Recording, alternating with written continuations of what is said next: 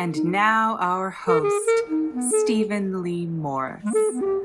Welcome to Animal Farm, City Garage's weekly discussion of theater, politics, and pets.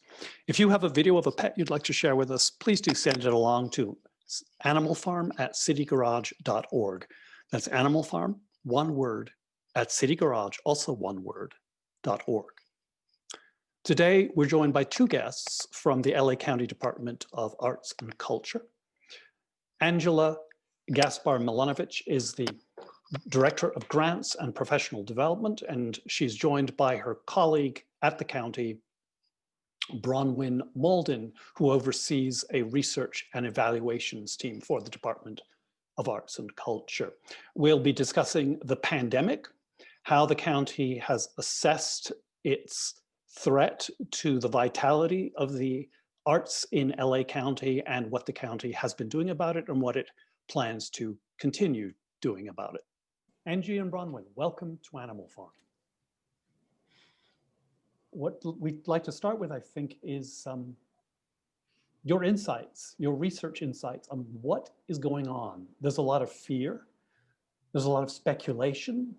Last week, we had a guest, the artistic director of the Celebration Theater, who said they're cautiously optimistic that theaters can open in September of 2021, but nobody really knows. What do you know based on looking at the data and the surveys that you have done? Wow, I wish I had a crystal ball, and I wish that the data I have could answer all the questions.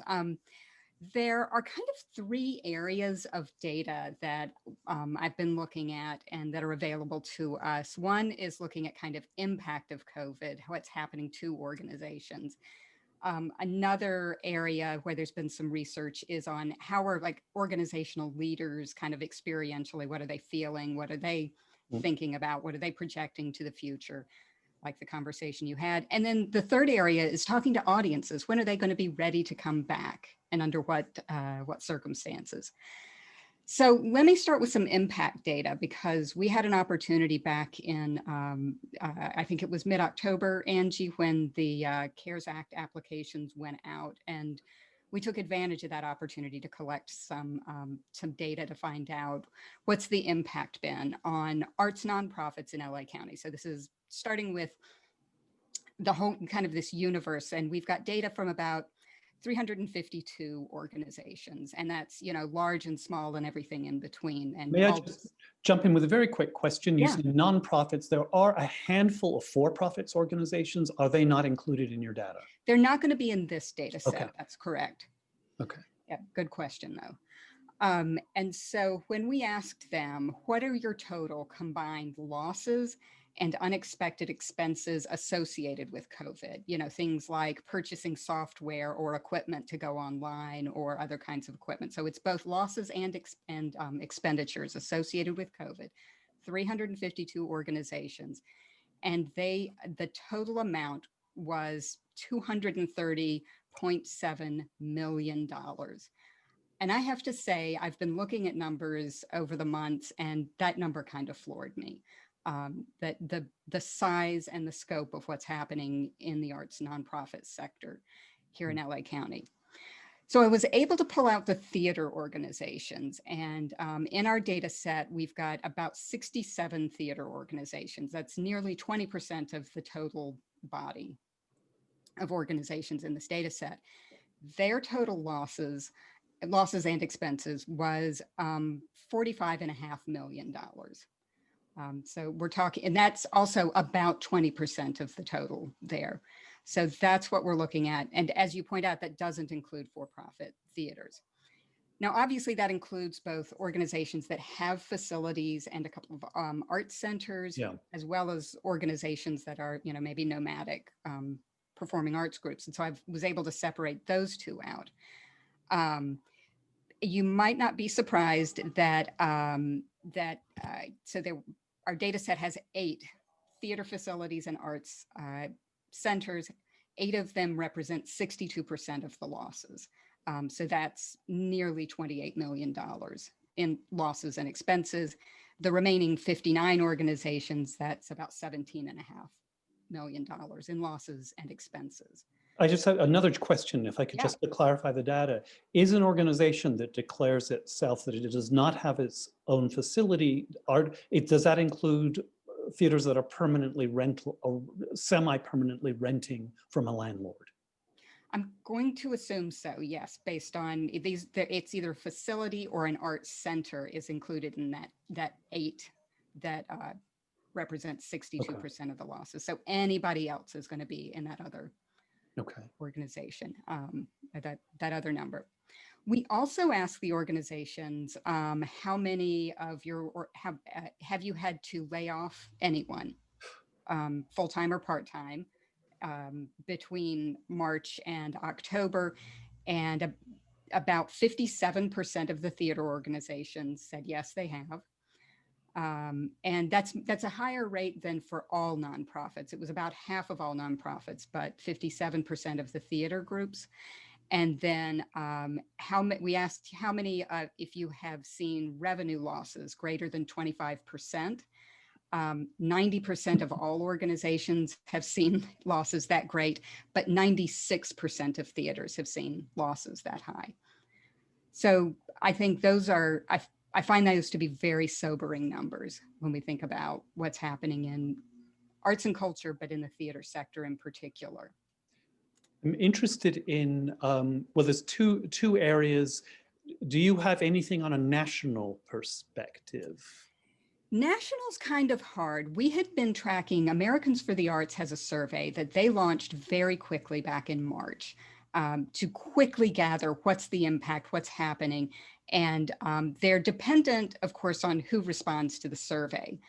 And so we were encouraging any organization we knew, please share your numbers with the AFTA survey.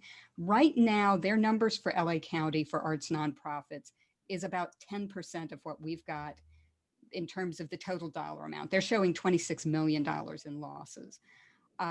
Their data, they don't separate out performing arts organizations. So dance and theater and music are all kind of together in the same data. So it's not possible to pull that out.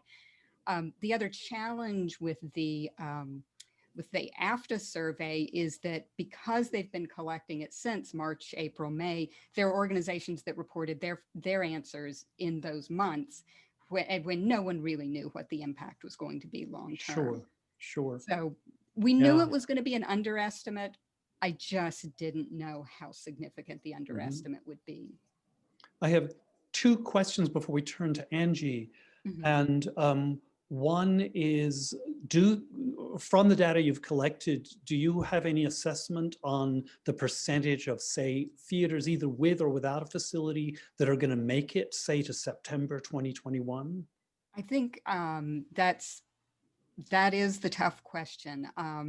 We know that most arts nonprofits came into the pandemic and the closures with, I think the median number was 1.9 months of operating cash on hand. Oh, heavens. Yeah. Yeah.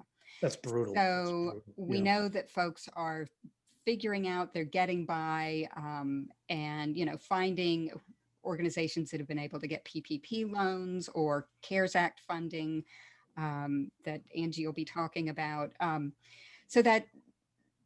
So we don't really have a good sense of what's happening, but we know things were going to be hard. I have seen a survey, a national survey of theaters, and it was a survey of Actors Equity Association affiliated theaters, 60 respondents in 27 states. So not a huge sample, but they asked if conditions stay the same as they are right now. And this survey was in September. Yeah. About 32% said they might consider closing their doors in 2021. And another 10% said they might consider closing their doors in the following year, in 2022, if they're not able to open next year. And 12% of respondents said they just weren't sure. But the remaining, a little over 30%, said they thought they would be okay, that they weren't thinking about closing in September. Which brings up the next question: if they will open, when they will open, and the only way to to monitor that is the sense of the audiences and their sense of comfort at returning to a theater that holds 99 people in very, very close quarters. What have you found from the audience point of view? Yeah, we're doing a survey. We're in the midst of it in partnership with Wolf Brown, where we have been working with our grantees to send out surveys to their audiences and to find out, to get a sense of, what do you miss? What are you doing? How are you accessing arts? What are you looking forward to? When are you going to feel comfortable about coming back, and under what circumstances? And we hope to be able to share some of that data in early 2021, as hopefully organizations, when we get past our current spike and maybe we can start looking again at reopening. What we do find is that people are very eager to get back to arts and culture. 59% of people are very eager, and another 30% are somewhat eager. So there's a lot of people want to get back to the arts. When we've asked under what conditions will you come back, the largest share of respondents, and in the most recent round of the survey, it was 30% of folks said, I'm not coming back until after I've been vaccinated or have immunity, or know that I have immunity. But another quarter of them said, I'm ready to go whenever it's legally allowed. When we ask them, who are you going to trust to keep you safe? Most people on a scale of 0 to 5, with 0 being no trust, 5 being complete trust, people say I'm going to figure it out for myself, give themselves a 4. Trust for public figures, public officials is at a 3, and trust of other audience members and visitors is at a 1.9. There's a lot of concern about the people you're going to be in the theater or in the museum with. We also asked, if you have to wear a mask and follow social distancing, will you attend arts events? Most people, 70% of people say maybe, but there's a 7% that said no. If I have to wear a mask and do social distancing, I won't come. So then we asked them why not, or why not? And most people said it's because I don't trust other people to keep their masks on, 58%. So it's not, there are some people who were in this data set who are I don't believe in masks, I don't think I should be asked, or those sorts of things. But, how many said yes? They would absolutely that absolutely yes. That's going to be 77, 20-some% are like, yep, ready to go, which kind of mirrors that figure we're seeing. About 24% of people say I'm ready to go as soon as it's legally allowed. But can you run a 99-seat theater with 24% of your seats filled is, I think, the question. So I think looking at how vaccination rolls out and how messaging and comes, we're going to continue monitoring this and hopefully be able to share additional data as theaters, as other arts organizations and venues are thinking about reopening, to know what their audiences are ready for. And I think this also leads to an interesting question about communicating with members and ticket buyers and getting a sense of what, each theater is unique and serves a unique community, and knowing what your specific community and who you serve and what their concerns are, I think is going to be really critical. Thank you. Great. Angie, send us some hope. What has the county done thus far under the CARES Act and Warp Speed, and what's coming? Because we're in probably the darkest time of the entire pandemic right now, and it's going to get worse before it gets better. What's in the offing to help these theaters survive? So there's a number of resources, both of information and financial, as well as how can we better serve grantee arts organizations during this time? So one of the first things that happened before we knew about CARES Act funding is that we started an LA County COVID-19 resource center on our website. And that was both for the most, recent public health guidances, what's happening at the national level, what's happening at the state level, as well as links to various funds that have been available at different times and for different disciplines. You know, there's certain funds for poets and writers, another for theaters. And so we've tried to keep that up to date to the extent possible and continually add new information. So there's always a resource center to go to at the ready to find out, you know, what's available. And I will say, though, that there are certain funds that those funds have been expended since, you know, since we opened it in. Can you be specific? Specifically, you can see for each fund, we'll say, you know, the deadline was in September or it was in October. So we've tried to keep that up to date as well so that people aren't, you know, we're on information overload these days, and folks have limited resources to be able to search and see what they're qualified for. So one was this resource page. And then what we tried to do was we were just encouraging everyone to invoice as quickly as possible. We shortened our reporting. Like, it was just, let's try to get this money out the door to organizations so that, you know, where did the money come from, if you don't mind me asking? Oh, sure. So with our organizational grant program, which most nonprofit arts orgs are, our pool is about 430 organizations. That comes from net county cost. So that's really county property taxes that pays for this fund for organizations to receive general operating grants. And so in the spring is normally when our reporting deadlines are. And so we just wanted to streamline that as much as possible so the funds could get out the door. The next big thing that happened was the LA County, through the Department of Business and Consumer Affairs, announced the LA County Relief Fund, which included nonprofit arts orgs. And there were several rounds. And so we pushed that information out. And this was before we got the $10 million carve out specifically for nonprofit arts organizations. And so we encouraged, you know, it was a lot of communications, both from us and then with the other municipal arts funders. So there are 8 other cities out of the 88 in LA County that have some sort of grant program. So we coordinated to get that word out. And as you can imagine, funds were limited, need is very great, and it's also a lottery system. And so it was every 2 weeks, people were encouraged, orgs were encouraged to apply. But we did get, actually several organizations were able to get funding through that program. And so towards the end of July, August was when we received word that there would be a $10 million carve out for nonprofit arts orgs specifically.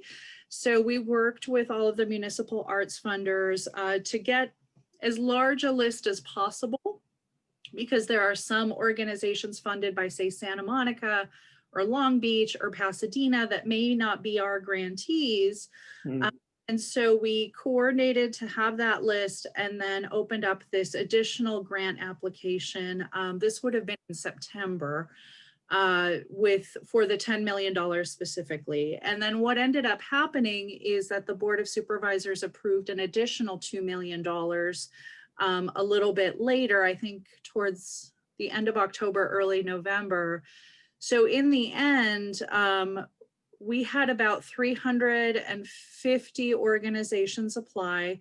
99% were approved. So we really, it was as long as you could submit a complete application and provide, you know, that you're in good standing with the state of California, you were funded. And so we were, as of this past Friday, all of those checks have been issued. So how much has gone out the door from March to last Friday? So the first would be our grant program, our normal grant program is $4.5 million. So that went out the door in the spring. And then this is another 12 million. That's actually specifically CARES Act Emergency Relief Fund. So I do want to separate that out, because one is the kind of annual funding that has been going out the door, and the other is the CARES Act. So 12 million has gone out the door, and that was for organizations, as Bronwyn had shared. shared what their expenses were, their losses, and then some of their anticipated expenses through the end of December. So this funding that just went out is to cover those losses from March of this year through December 30th. So it's not funding for next year, it's funding to be used now, which is important to note. It's to help set those losses. If I may jump in, Bronwyn, with a quick question, and perhaps you don't have the data at your fingertips, or it hasn't been compiled, but with the numbers that Angie is talking about, to what extent, or can you get a percentage of what kind of relief is this providing for local organizations, and how does it compare and contrast with, say, other regions that you're aware of? Yeah, comparison with other regions, I'm less familiar with. We know that there are some organizations that quickly announced relief programs, like back in the spring and early summer. I also know there were some organizations that were shifting money around. What we also know is that we are seeing funders shifting away from arts and towards social services right now, in terms of responding to health needs and other needs that are happening. I think the big takeaway, when two comparison points that I think are important. One is that our annual grant program, Angie, that's $4.5 million per annually year. Yeah, so it's a $9 million program. But $4.5 million goes out the door every year. Mm-hmm. So $12 million on top of that. That was a pretty significant investment on the part of the county in arts and culture. And when they announced that we were going to get 10, I remember how absolutely thrilled we were that $10 million for arts and culture sounded like a lot. And then we got these figures that said that the need looks like more than 230 million. Yeah. So yeah, basically, we were able to cover about 5% of the need that was articulated. And even so, with that, with our organizational grant program, that funding has remained stable more or less for a decade, but the number of organizations in the pool has continued to increase. So organizations that were getting, say, 60% of their request, this year that was down to 42%. And then that's over 2 years. And so, yes, stable funding, but additional funding is needed. And so with CARES Act, there were some grants that were higher than these organizations had ever received through us. I mean, and even with all that, the need is very, very great for this sector. And that's the part I think, we'll see what happens now with the new administration in January, what other sorts of relief programs come through. Like, for example, we're the local arts agency for the county. California Arts Council also dispersed funding throughout the region. We received $15,000 for them to redistribute to the field. So you can see that it's not enough money. It's important that this money get out the door, because at the end of the day, a majority of this is for folks' salaries.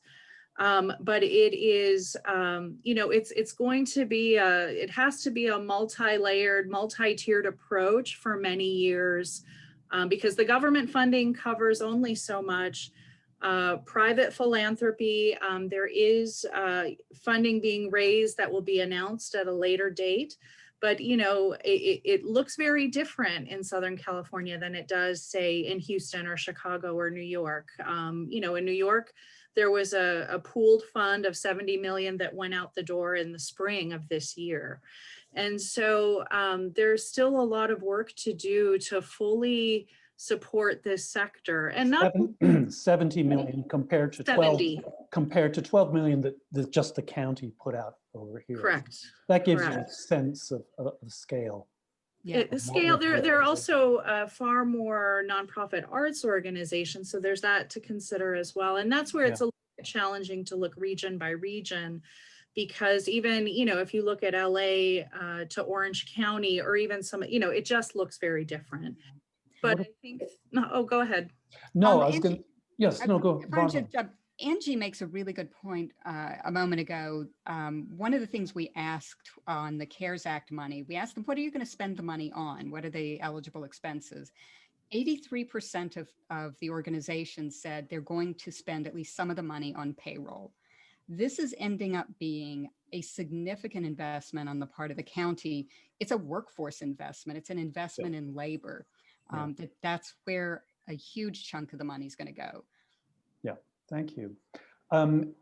Two questions. Angie, what's on, now that you've sent out your last check from March, you had said earlier that you cut the final check from this huge fund. What does it look like moving forward until, say, March 2021? The next part, I think, is continuing to advocate for our organizational grant program, and not only that the funding remains stable, but that it be increased. This has been something that has been discussed for a few years, and even, post-recession, where organizations were really struggling, there were still productions available. You could still go and experience live performance, and we're in a very different scenario now. So if there is a similar recovery fund in the spring, if there's additional NEA funding, but part of it is also just the grassroots advocacy for more funding for just our general operating program, our general operating grant program. There will be additional opportunities from other funders, so that will be announced in 2021. I think we also have to look at the technical assistance aspect of this, health and safety. Anything like PPE, additional protocols, plexiglass, touchless ticketing, all of that has costs associated with it. And I think we really have to look at investment in how to support arts organizations as they're able to return, especially the small and mid-sized budget organizations. How can we support them in reopening their doors? There's also the technology element of all of this. And, as we've all been able to experience performance on Zoom in some aspects, and some of that can work well, and some of it is really challenging. Some orgs have been able to pivot. For others, this isn't, film and television exists. They are all, their forte is live theater, live performance. And so how can we also support this technological aspect? Because there were some things that through the Wolf Brown study, there were some focus groups that took place over the summer. And some of this is, as they move to virtual programming, is how do we continue to support this past the pandemic? Because it is an opportunity to reach additional audiences, and it is an opportunity as well. And so I think it's really helping to support both returning to a live venue and what that will look like and what form it will take, as well as the technological aspect of folks being able to access a theater company's work here if they're in Connecticut or Illinois or Florida. And so that's the part where I think we can really, if we can pool some of those resources versus each org having to do that work on its own, it doesn't quite make sense to me. Especially with small, the 99 theater. Like, I feel like there's something that can be done better as a group than each individually. If I can just, Angie just said something interesting about these technology investments. And I know, looking at the CARES Act applications, we're seeing, lots of organizations have invested a lot in software, hardware, training, getting themselves online, being able to provide performances and services online. The data on when people are going to feel comfortable about to come back to a live venue actually gave me hope that those investments the value of those investments is going to last longer than the day the first vaccine goes out, the day, we hit 50% vaccination. That I am imagining a future where, as Angie describes, there's going to be more hybrid programming. There's opportunities for organizations to think about, what is my mission and who do I serve? And do I define that demographically or geographically? And thinking about partnerships in a whole new way. And also thinking about, you know, if we are going to be part of the solution in rebuilding our country after pandemic plus racial justice movement plus an incredibly divisive election, if we're going to be part of the solution, then we got to start thinking differently about who we partner with. And we may even want to think differently about our programming in 2021, 22, 23, because I think we really are going to be in not just rebuilding the economy, but rebuilding democratic institutions and other things and rebuilding community, really. Yeah, very much so. I think it was 5 questions ago when I said I was on to my last question, but I'm going to add one more. Angie, you had mentioned that you were waiting to see what would happen with the next administration. I just had a question about the current administration, the outgoing administration. I think it's outgoing, though it's sometimes hard to tell. Did you get, what kind of support did you get on that level, on the federal level?